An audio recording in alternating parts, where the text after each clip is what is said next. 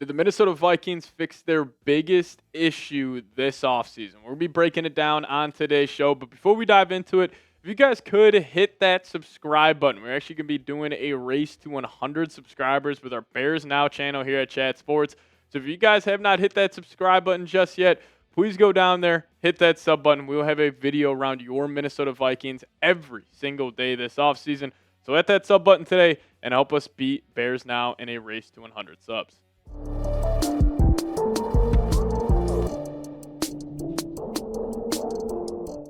Alrighty, what's going on, Vikings fans? Welcome in the Vikings Now by Chat Sports. My name is Patrick Siepman. Now, coming up on today's show, did the Vikings finally fix their biggest issue? Now, the question becomes, well, what was the Vikings' biggest issue over the last couple of seasons? And I think it's pretty clear. The Vikings have been too much of a finesse football team under Kevin O'Connell. Now, I think them being more of a finesse team was just them leaning into their strengths over the last couple of years. But now with this roster more complete, they definitely need to become a more physical football team. And it makes sense. Like when you have Jefferson, you got Addison, you're going to try to beat teams on the outside every single week. But I think that might be changing this upcoming year. And, with them being a more finesse football team, it does start in the trenches. And, we'll start off defensively. Can they get pressure with Ford? Now, we saw this past year was way better than the 2023 season, where they were one of the worst teams in the NFL in 2023, getting pressure with just sending 4 guys. Now, actually, this past year, they were top 10, but that needs to take a huge increase. And then also offensively, we'll talk about the run game a little bit more in depth. But I do want to talk about something here real quick. The Vikings' interior defensive tackles under Brian Flores have been kind of lackluster. And it starts with the 2 guys who are getting majority of the reps at the defensive tackle spot this past season, Harrison Phillips and Jonathan Bullard. Now, their pass rush win rate for Harrison Phillips was 4.9. That was 176 in the National Football League, where Jonathan Bullard, 2.7%. That was 201st. Now, you also had guys like Jihad Ward mixing in there, Jerry Tillery, who were better than Jonathan Bullard, but they still weren't, nearly as productive as the 2 guys the Vikings signed, Jonathan Allen and Javon Hargrave. Now, Javon Hargrave obviously barely played this past season, so we don't have his 2024 pass rush win rate, but from 2021 to 2023, he was at 16.6%. And even Jonathan Allen, people like to call this guy a cooked product. He's not the same guy. Well, still in 2024, he had a 15% pass rush win rate. So having those guys at the interior will be huge because then that doesn't allow the offense, chip that extra running back, chip that extra, tackle or double guard tackle combo on a guy like Grenard or Andrew Van Ginkel. And, I show this graphic all the time here on today's show, mainly just because, or throughout this whole offseason, mainly just because I'm excited to see it. I'm assuming these 5 guys will be who the Vikings put out there on these 3rd and long situations. Jonathan Grenard, I think, is one of the most underrated edge rushers in the league. Now you got Hargrave and Allen on the interior, and then you're going to hopefully try to mix in Dallas Turner a lot more next to Andrew Van Ginkel. And even if you only send 4 of these guys and either Van Ginkel or Turner drop back in the coverage, 2 of them will get one-on-one opportunities, and you're assuming they will be able to win those matchups. But I also think Brian Flores, I think he may be a little less aggressive with the blitz this upcoming season. Now we know his MO. He's going to put pressure on the quarterback. He's going to make that QB,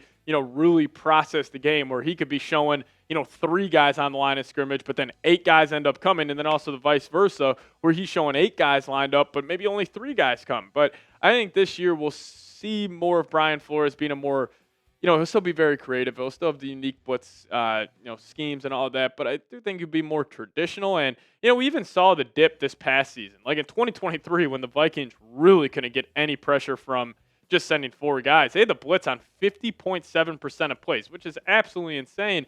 But then we saw the decrease this year in 2024, only at 38.8%. So I'm assuming this number will be around 34, 35% with the Vikings adding Hargrave and Allen. And, especially if you think about the Vikings defense as a whole, the weak spot would still be in the secondary. So you just want to have more guys back there. So I think the blitz rate will maybe be reduced just a little bit more. But also a guy like Andrew Van Ginkel. And kind of what I want to say here is maybe we shouldn't expect Van Ginkel to have the same year as he did this past season. Like, he was fantastic. He had a pass rush run rate of 17.4%. Will he be able to replicate that? I hope so. He had around 19% the 2023 season in Miami, but he was awesome this past season. Like, he had 2 touchdowns, 11 and a half sacks. He was great at setting the edge, 18 TFLs, 1 forced fumble as well. Like, I'm not saying Van Ginkel is going to completely fall off the face of the earth and have like a 5-sack season, but I would be shocked if he replicates double-digit sacks again. But that's where a guy like Dallas Turner has to come in and step up. Where maybe Van Ginkel, we see his age a little bit, and maybe he's just more of a specialty edge rusher instead of a true 3-down, hand-in-the-dirt guy, which he was this past season. So that's where a guy like Dallas Turner can step up. But I think just the additions of Hargrave and Allen, like this Vikings defense, you should be able to send 4 guys and really get home consistently to the quarterback this upcoming year. But I'll ask you guys this. The Vikings will have the blank best defense in the NFL. I think they'll be top 5. I don't know if they'll be better than maybe like the Houston Texans, Denver Broncos, New York Giants. I think be right around that top 5 unit here in the National Football League. But you guys let me know. The Vikes will have the blank best defense in the NFL. All right, so let's talk about the run game here. And I think it is pretty clear that this offseason the Vikings had one goal in mind, and that was to improve the run game. And the Vikings did everything they could personnel-wise to at least address this issue. Now, it will obviously come down schematically. Will Kevin O'Connell lean more into the run?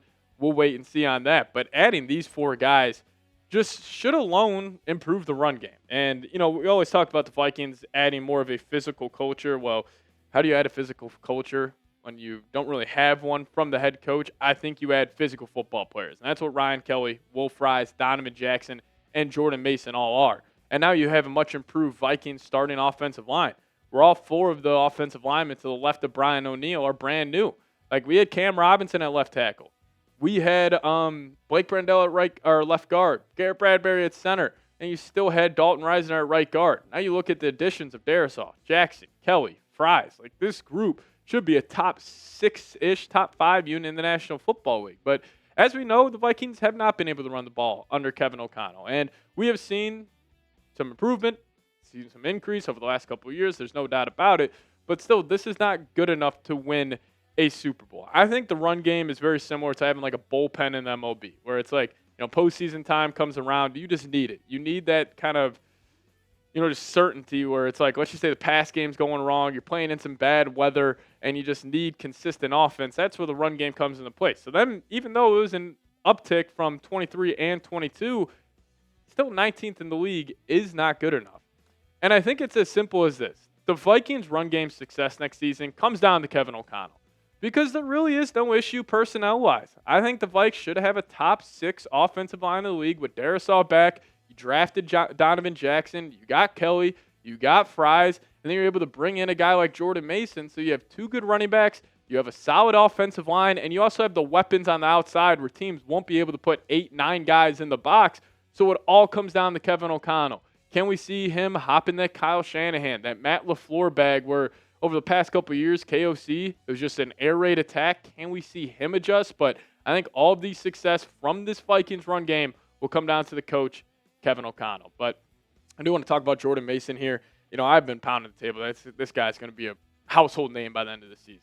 I think his just physical running nature, all the advanced analytics really show that he should have another breakout year more than he did this past season. I mean, still, almost 800 yards on only 150 carries. That was an unreal year for Jordan Mason. But I think with the Vikes offensive line, now you got Aaron Jones mixed in there with them. He should have a massive, massive season. But I'll ask you guys this. Will the Vikings have a top 10 run game next season? Give me a Y for yes. Give me an N for no. You guys let me know your thoughts down below in the comment section. I think they will. If they don't, probably going to have some different thoughts on our good old head coach, Kevin O'Connell. But also, if you guys want to hit me up on Twitter, that's a handle right there, @PatSieps. Give me a follow over there, and I'll give you guys a follow right on back. And we'll see you guys next time. As always, let's go Vikes.